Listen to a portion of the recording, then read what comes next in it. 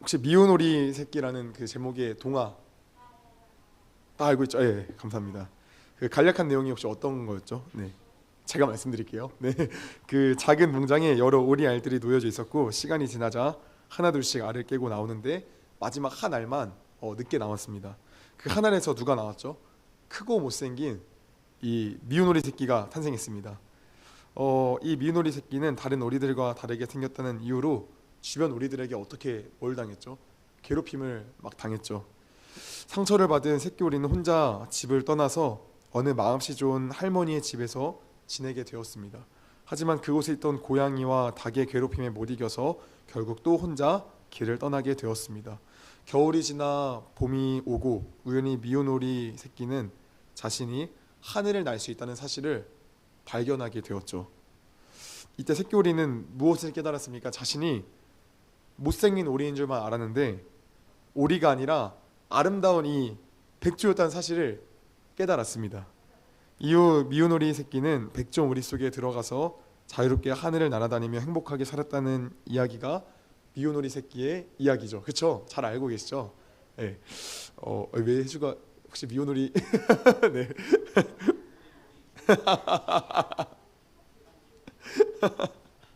자, 미운 오리 새끼가 그 불행했던 이유가 뭘까요? 불행했던 이유가 이상하게 태어나서? 굉장히 신박한 대답이었어. 좋아. 예상치 못한 대답이었어. 바로 미오노리 새끼가 불행했던 이유는 뭐였냐면은 자기가 누구인지 몰랐기 때문에 불행했죠. 예. 아름다운 백조였음에도 불구하고 오리들 사이에 껴있다 보니까 내가 백종이 몰라서 그는 너무나도 불행했던 인생을 살았던 겁니다. 사람은 누구나 자기가 누구인지 정확히 알지 못하면 비참한 인생을 살 수밖에 없습니다. 자신이 어떤 존재인지 정확히 알 때 새끼 오리와 같이 이 백조와 같이 행복한 인생을 우리는 살 수 있게 됩니다. 오늘 본문을 보면 예수님께서는 지금 무엇에 대해 말씀하고 계시는가 보면은 오늘 말씀 36절에 지금 이렇게 기록되어져 있습니다. 같이 한번 말씀 읽어보겠습니다. 시작. 그러나 그날과 그 시각은 아무도 모른다. 하늘의 천사들도 모르고 아들도 모르고 오직 아버지만이 아신다. 아멘. 예수님께서 말씀하시는 이 그날과 그 시각은 지금 언제를 말씀하시는 걸까요? 그날과 그 시각은 아무도 모른다라고 하는데 지금 그날과 그 시각은 뭘 말하고 계시는 걸까요? 이건 다름 아니라 지금 종말에 대해서 지금 말씀하고 계시는 겁니다. 종말. 네. 혹시 종말에 대해서 혹시 해주는 어떻게 생각하고 있나요? 종말. 지구 멸망. 좋습니다. 특별히 오늘날 그 종말에 대한 관심이 되게 많아지고 있는 것 같아요. 지진이 많아졌고 무엇보다 기후 문제로 인해서 온도가 상승하고 있고 그리고 동시에 해수면도 상승하다 보니까 인류 종말에 대한 그런 관심이 더 높아졌습니다. 많은 사람들이 종말이 언제 임할지를 두려워하고 있습니까? 안 두려워하고 있습니까? 사실 어느 정도는 좀 두려워하고 있는 것 같습니다. 여러분도 혹시 그 종말을 좀 두려워하고 있습니까? 안 두려워하고 있습니까? 네, 그렇습니다. 네. 그런데 우리가 이 가정 가운데서 기억해야 되는 게 있어요. 그리스도인에게 있어서 종말이라는 것은 세상이 이야기하는 그 종말과는 좀 다르다라는 거예요. 그리스도인에게 있어서 종말이란 앞으로 임할 것이 아니라 이미 그리스도인에게는 종말은 이미 임한 겁니다. 이미 그리스도인에게는 종말이 온 겁니다. 우리는 이미 종말 가운데서 살고 있는 겁니다. 이 굉장히 좀 이해가 안 되죠. 우리 잘 살고 있는데 종말은 해주가 말한 것처럼 세상이 멸망한 건데 우린 잘 살고 있어요 여전히. 근데 왜 성경은 우리가 이미 종말을 살고 있다라고 이야기를 하는 걸까? 의문점이 들죠. 한번 생각해 보겠습니다. 예수님께서 우리의 죄를 사해 주시기 위해 이 땅 가운데 오셨고 이로 인해 십자가에 못 박혀 죽으셨습니다. 그러나 우리 주님께서는 죄와 사망의 권세를 이기시고 다시 어떻게 되셨죠? 부활하셨습니다. 네. 부활하신 주님은 그대로 다시 죽으셨습니까? 아니면 하늘로 승천하셨습니까?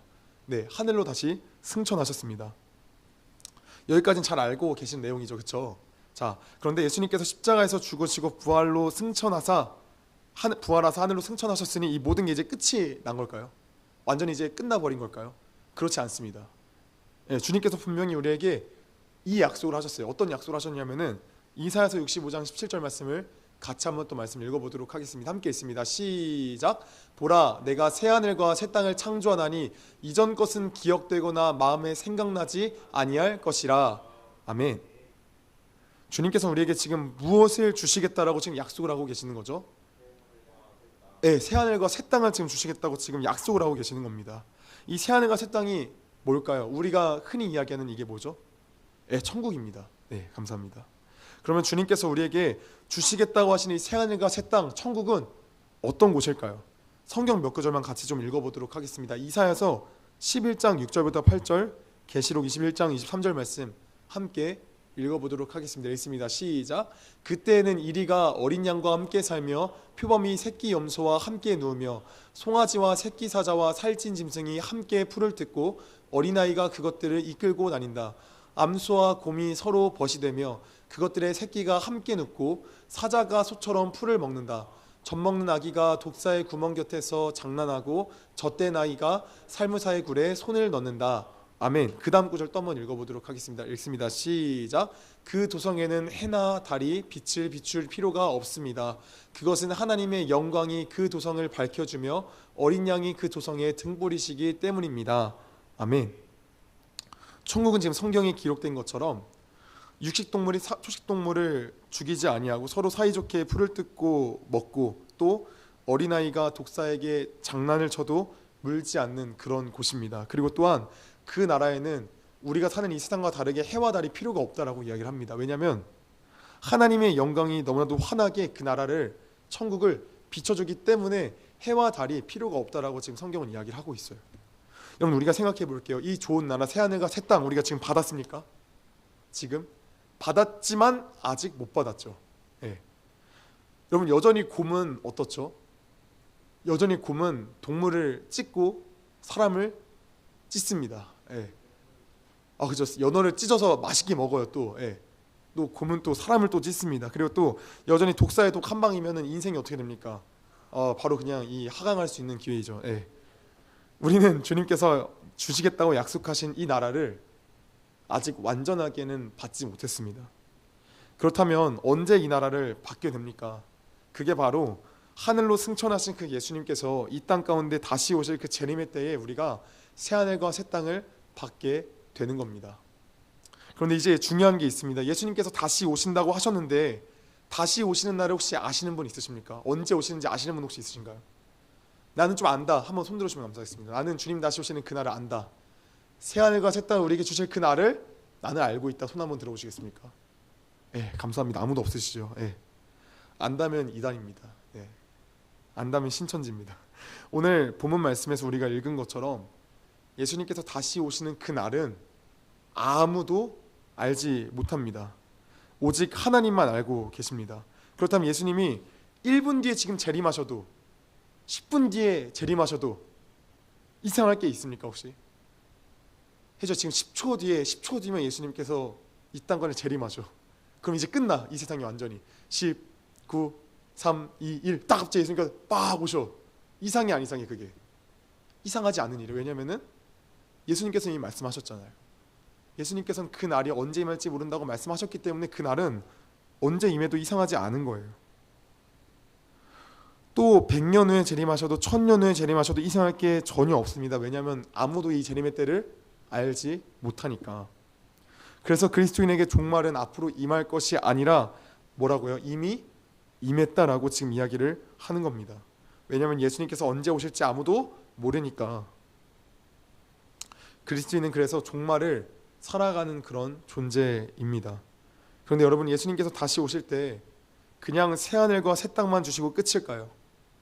그게 아니죠. 그렇지 않죠. 예수님께서 다시 오실 때에 다시 오셔서 백보자 심판대에 앉으시고 각 사람을 심판하실 겁니다.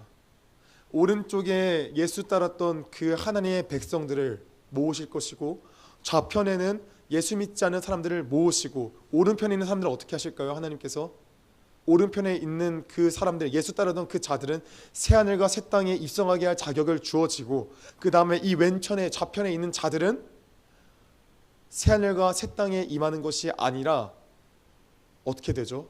영원한 불구덩이 지옥에 떨어지게 됩니다. 지옥 형벌에 처하게 됩니다.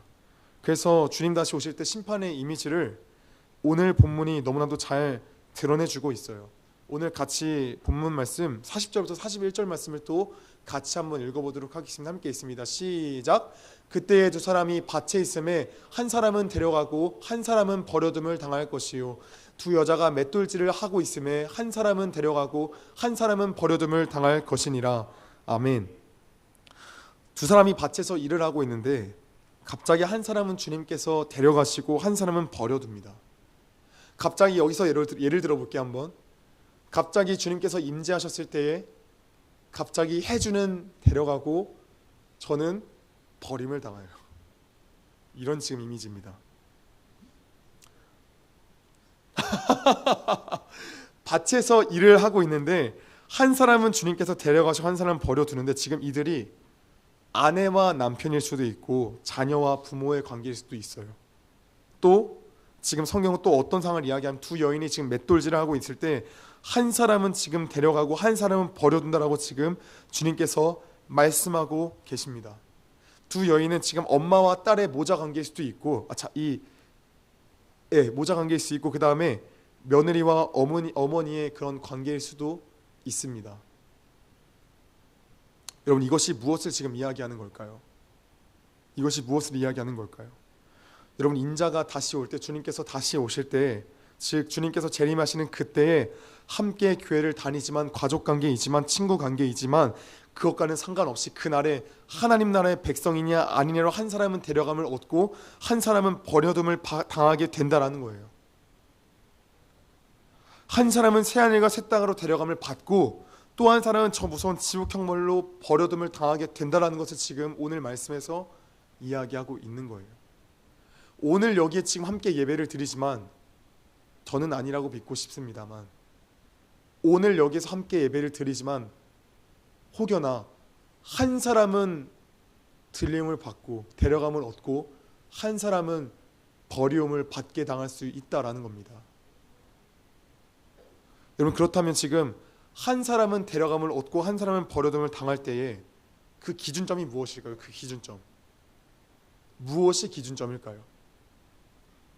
그 기준점은 바로 뒷구절에 나와 있습니다. 함께 41절 말씀을 또 같이 한번 읽어보도록 하겠습니다. 함께 있습니다. 시작.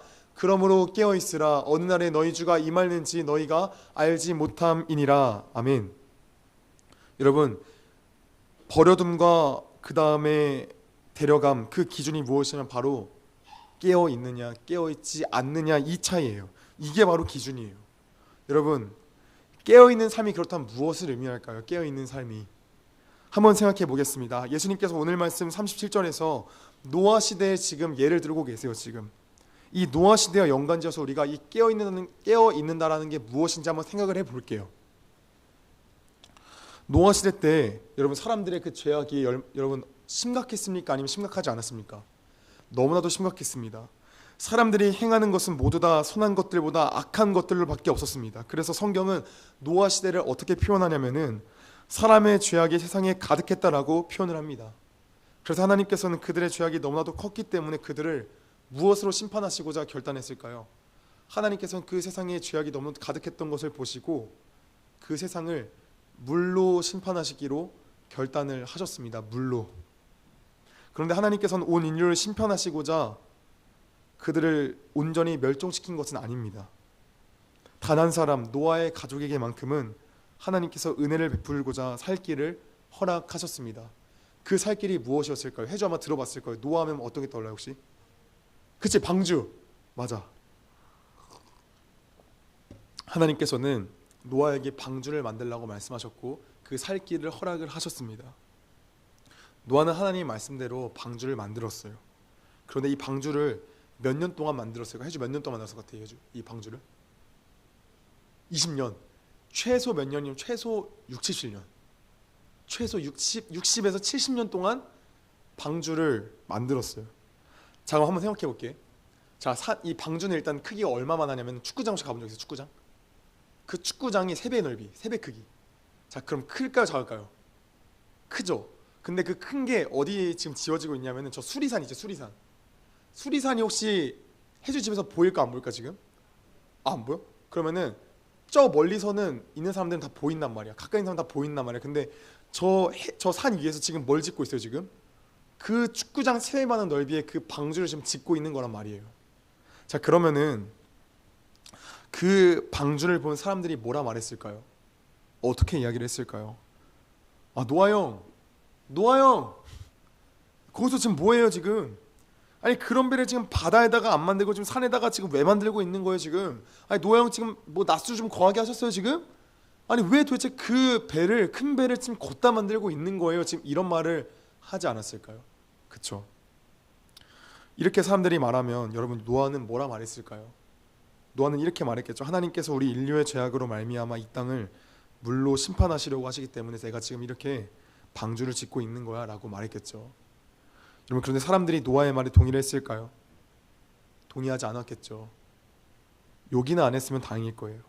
아무도 노아의 말에 동의하지 않았을 것이고 심판이 오지 않을 것이라 생각했을 거예요. 그래서 뭔 심판이에요. 심판 그런 거 없어요. 노아 정신 차려, 정신 어디다 두고 사는 거예요 도대체. 이 땅에 무슨 심판이 벌어진다라는 거예요 라면서 노아의 말을 완전히 개무시했을 거란 말이에요. 그래서 여러분, 그 노아 시대 때 그 사람들은 날마다, 저 노아의 방주는 날마다 저 산 위에서 지어지고 있지만 날마다 어떻게 살았냐면 평소와 같이 먹고 마시고 장가들고 시집가는 그런 똑같은 삶을 살았다라는 거예요. 그러다가 노아의 방주가 완전히 완성이 되어졌어요. 완전히 완성이 되어지기 시작하니까 비가 억수같이 떨어지기 시작해요. 비가 억수같이 떨어지기 시작하는데 사람들은 다 어떻게 생각했을까요? 잠깐 오다 그치겠지. 여기까지 찼어도 이제 그치겠지. 여기까지 찼어도 이제 그치겠지 하는데 결과는 뭐예요? 고르륵 죽는 거죠. 여러분, 왜 노아 시대 사람들은 이 노아의 말을 귀 기울여 듣지 않았던 것이고 날마다 저 산 위에서 방주가 지어지는 것들을 보면서도 왜 깨닫지를 못했던 걸까요? 왜일까요? 여러분, 한 사람은 좀 들을 수 있었을 것 아닌가요? 왜 도대체 아무도 깨닫지를 못했던 걸까요? 이유는 간단해요. 지난주도 말했지만 죄가 죄인지를 분별을 못하는 거예요. 똥인지 된장인지 구분을 못하는 거예요. 지난주 말씀을 혹시 기억하십니까? 소돔과 고모라의 성적인 죄악들이 펼쳐졌을 때에 롯이 급하게 사위들에게 달려가서 이제 이 성이 망한다 했을 때 사위들이 그 롯의 말을 뭐라 들었습니까? 성경은 그 롯의 사위들이 롯의 말을 뭐라 들었냐고 이야기하냐면은 농담으로 여겼다라고 이야기를 해요. 농담. 왜 그들이 그렇게 여겼죠? 왜 그들이 그렇게 그 롯의 말을, 장인의 말을 왜 농담으로 여겼죠? 왜냐하면 그들은 그 소돔과 고모라에는 심각한 성적인 죄악들, 동성애, 온갖 그 죄악들이 펼쳐지고 있었음에도 불구하고 그들은 그게 죄인지를 몰랐던 거예요. 그게 죄인지를 모르니까 그게 심판이 임할 때 이들도 마찬가지로 먹고 마시고 시집가고 장가가고 집 짓고 그렇게 살았던 거예요. 죄가 죄인지 모르면 심판의 메시지가, 여러분, 심판의 메시지로 들릴까요? 안 들려요.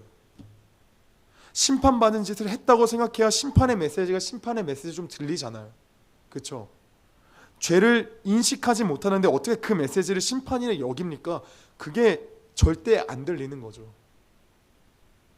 여러분, 그래서 깨어 있으라 라는 말은 다른 게 아니라 그냥 날마다 해주가 막 잠자할 때마다 막 깨우면서 막 해주야 일어나 깨어 있어야 돼, 이게 아니라 그냥 육체적인 그런 잠을 이야기하는 게 아니라 이 깨어 있으라는 말은 노아 시대와 연관지어 생각해 보면 늘상 뭐에 대해서 민감하게 반응하라는 걸까요? 죄에 대해서 민감하게 반응하라라는 거예요. 죄를 죄라 인식하라라는 거예요.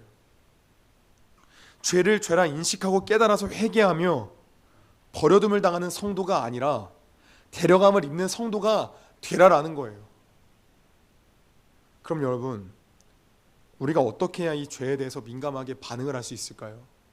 어떻게 민감하게 좀 죄에 대해서 반응을 할 수 있냔 말이에요. 한번 생각해 보세요. 여러분, 우리가 죄인이라는 것을 우리의 힘으로 깨달을 수 있습니까? 해주는 혹시 깨달을 수 있나요? 해주가 죄인이라는 걸 깨달을 수 있나요 혹시? 깨달을 수 있어요. 할렐루야, 감사하네요. 그런데 우리가 잘 생각해 보면 우리는 생각보다 우리가 죄인이라는 사실을 깨닫지 못해요. 사실 인간은 평생토록 자신이 죄인됨을 깨닫지 못하는 존재가 인간이에요. 여러분, 인간이 어떻게 우리의 힘으로 죄인됨을 깨달을 수 있습니까? 못 깨달아요. 왜냐하면 제가 날마다 해주를 향해서 너 죄인이잖아 라고 맨날 정색하고 이야기하면 해주 진짜 기분 나빠할 거예요. 해주가 그리고 저를 향해서 전호사님 쓰레기 같은 죄인이라 하면 저도 기분 몹시 나빠할 거예요. 우리는 우리의 힘과 능력으로는 죄인이라는 걸 인정할 수 없고 깨달을 수조차도 없는, 그게 바로 우리 인간의 모습이고 상황인 거예요. 그렇다면 여러분, 우리는 죄에 대해 반응할 수 없고 민감할 수 없다라면은 우린 뭐예요? 우린 깨어 있으라는 그 주님의 말씀에 깨어 있을 수 있는 존재입니까? 깨어 있을 수 없는 존재입니까? 깨어 있을 수 없는 존재이고, 그럼 동시에 우리는 결국에는 데려감을 얻는 성도가 됩니까? 데려감을 얻지 못하는 버림받는 그런 성도가 됩니까? 우린 버림받는 존재인 거예요. 아니, 죄가 깨달아지지 않는데 뭐가 도대체 깨어 있을 수 있고 그럼 어떻게 데려감을 얻을 수 있냔 말이에요. 우린 그게 안 된단 말이에요. 그래서 여러분, 누가 오셨습니까? 그래서 누가 오셨어요? 그래서 예수께서 오신 거예요. 여러분, 우리가 우리의 힘으로 깨달을 수 없으니까, 우리가 힘으로 깨달을 수가 없으니까 우리 주님께서 오신 거예요. 주님께서 그래서 오셔서 뭘 알게 하신 거예요? 내가 죄인임을 깨달아 알게 하시는 거예요. 그런데 여러분, 그냥 알게 해주세요? 그냥 가만히 앉아있으면 그냥 주님께서 너 죄인이야 요서봐 라고 말씀하시면서 주님 제가 죄인이 맞습니다 하면서 이렇게 죄인임을 알려주세요? 그게 아니잖아요. 그게 아니라 주님께서 무엇을 통해 말씀하시냐면 말씀을 통해서 말씀하시는 거죠. 말씀을 통해서 너가 죄인이다라는 것을 깨달아 알게 하시는 거죠. 말씀을 읽고 묵상하면 내 죄인됨이 보여지게 되는 것이죠. 그런데 그것이 나의 힘으로 말미암아 되는 것이 아니라 예수님의 은혜로 말미암아 내가 죄인됨이 보여지게 되는 것이죠. 평상시에는 그냥 성경 인물의 하나로밖에 보이지 않는 그 죄인된 인간이 어느 날 말씀을 읽을 때 그 쓰레기 같은 인물이 나로 보여요. 그때에 내가 하나님 앞에 저질렀던 그 죄들이 이게 죄였구나라는 것을 깨달아지고, 그렇게 내 죄들이 알게 되어지니까 내가 이렇게 하나님 앞에 죄됨을 알게 되어지고, 이런 나를 위해 예수님께서 십자가 박혀 죽으셨다는 것에 통회하고 자복하며 가슴을 찢으며 회개하게 된다라는 거예요. 여러분, 그래서 늘 깨어있으라는 이 말씀 안에는 날마다 너가 말씀을 통해서 주님께 나의 죄인됨이 보여질 수 있도록 은혜를 구하며 내 죄인됨이 깨달아져서 늘상 그 시대 가운데서 죄에 아파하고 죄에 눈물을 흘리고 죄와 피투성이가 되도록 싸우라라는 것을 의미하고 있는 거예요. 이 깨어있으라라는 말에는 그런 게 다 담겨져 있는 거예요. 여러분, 깨어있으십니까? 여러분, 깨어있으십니까? 날마다 지난 한 주간 삶을 사시면서 얼마나 깨어 있으셨습니까? 반쯤 눈이 감긴 채로 살아가지 않으셨습니까? 죄에 대해 민감하셨습니까? 말씀을 통해 나의 죄인됨을 얼마나 깨달으셨습니까? 말씀을 통해 겉으로는 드러내긴 하지만 속으로는 나의 진짜 죄인됨이 드러났습니까? 날마다 나의 마음을 치면서 주님 내가 이는 쓰레기 같은 놈입니다 하면서 나의 마음을 치면서 통회하며 자복하며 가슴을 찢었습니까? 아니면 그냥 형식적으로 그냥 가슴을 찢은 척만 했습니까?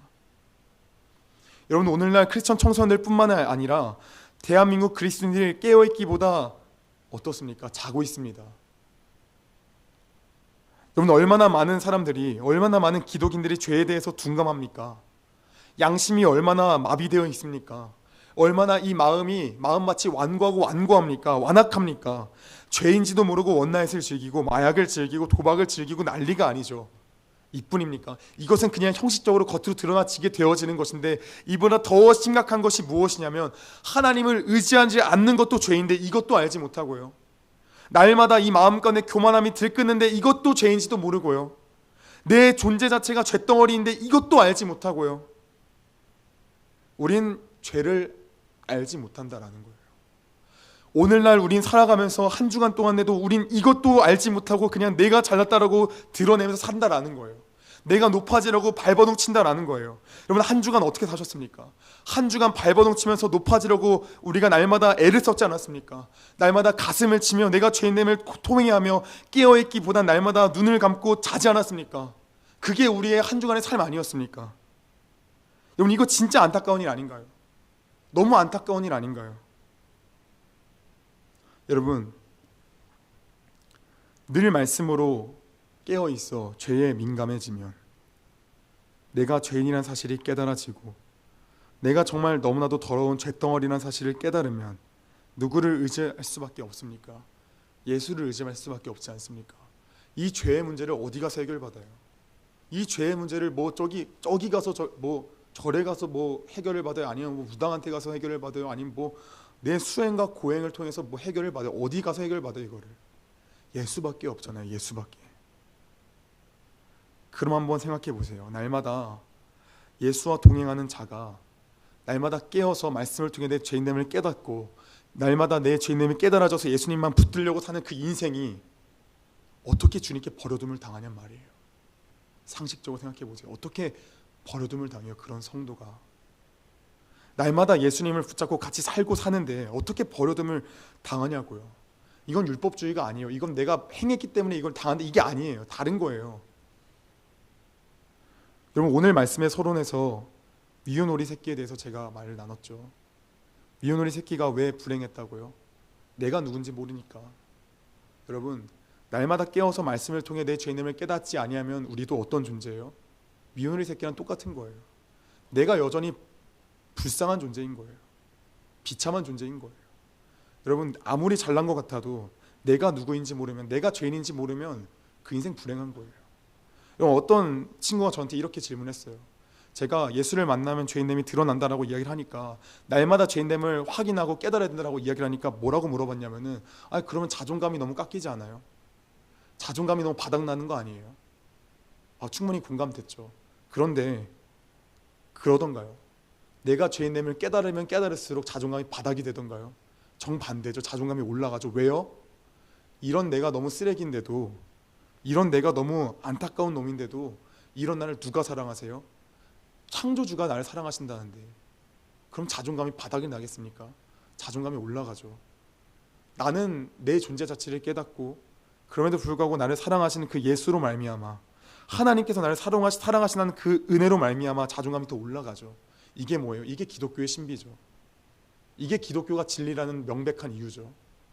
사람들은 생각하지만, 사람들은 너가 날마다 죄인됨을 깨달으면 너는 자존감 밑바닥칠 거라고 생각하지만 사실은 어떻습니까? 하나님이 이런 나도 사랑하신대라면서 자존감이 더 올라가게 되어지는 기독교의 신비죠. 사랑하는 여러분, 우리가 착각하지 않았으면 좋겠습니다. 우리가 예수 믿는다고 천국에 갈 수 있다고 날마다 자부합니다. 저도 솔직히 자부하며 삽니다. 그런데 여러분, 내가 구원받은 자라는 거 누가 확신합니까? 하나님만 아시잖아요. 그럼 우리가 죽을 때까지 어떤 마음으로 우리가 달려가야 되겠습니까? 날마다 두렵고 떨리는 마음으로 달려가야 되는 거 아닙니까? 우리가 날마다 두렵고 떨리는 마음으로 그 은혜 앞에 나아가야 되는 거 아닙니까? 그 말씀 앞에 나아가야 되는 거 아닙니까? 사랑하는 여러분, 예수님은 반드시 다시 오십니다. 그런데 그날은 알지 못합니다. 그때 주님께서 우리에게 뭐라 말씀하십니까? 깨어 있으라 말씀하십니다. 그런데 그 깨어 있는 삶이 무엇입니까? 말씀을 통해 죄인됨을 늘 깨닫고 늘 예수를 붙잡으라는 삶이 늘 깨어 있는 삶입니다. 여러분, 이 깨어 있는 삶을 멈추면 안 됩니다. 주님 언제 오실지 모릅니다. 언제 오실지 모릅니다. 한번 늪에 빠지기 시작하면, 한번 죄에 빠지기 시작하면은 끊임없이 빠지게 되고, 그게 죄인지도 모르고 내가 더러운지도 모르고 그냥 그 바닥에서, 그 진흙탕 속에서 온몸을 뒹굴면서 자기는 깨끗하다 생각하는 처지에 이르게 됩니다. 여러분, 깨어 있어야 됩니다. 말씀으로 깨달아야 됩니다. 말씀 붙잡으면 주님께서 알려주세요. 말씀 붙잡고 주님, 제가 죄인됨을 좀 알려주세요 하면 우리 주님께서 반드시 알려주세요. 우리 주님은 그 부르짖음에 외면하시는 분이 아니에요. 우리 주님은 날마다 그 말씀 앞에 무릎 꿇고 내가 죄인임을 알려달라고 말씀 정말 구하고 간절히 찾으면은 반드시 알려주시는 분이세요. 그 주님 앞에 우리가 나아가야 돼요. 우리가 그 말씀 앞에 무릎 꿇는 것은 우리가 해야 할 일이에요. 우리가 그것조차도 하지 않으면서 구하는 건 그건 잘못된 거예요. 우리가 그 앞에 나아가서 구해야죠. 내 죄인임을 좀 알려달라고 구해야죠. 간절히 찾아야죠. 그때 주님께서 반드시 알려주세요. 그러면요, 말도 안 되는 평안과 행복과 은혜가 찾아옵니다. 내 죄인됨이 깨달아지면 너무 행복합니다. 이런 나도 사랑하시는 그 주님의 은혜가 더 강물같이 밀려와서, 폭풍 후 쓰나미같이 밀려와서 더 행복합니다. 사랑하는 여러분, 우리가 주님 다시 오시는 그날까지 깨어 있기를 원합니다. 말씀으로 깨어서 늘 두려움과 떨림으로, 그리고 또 예수의 평안과 행복과 사랑으로 살아가기를 원합니다.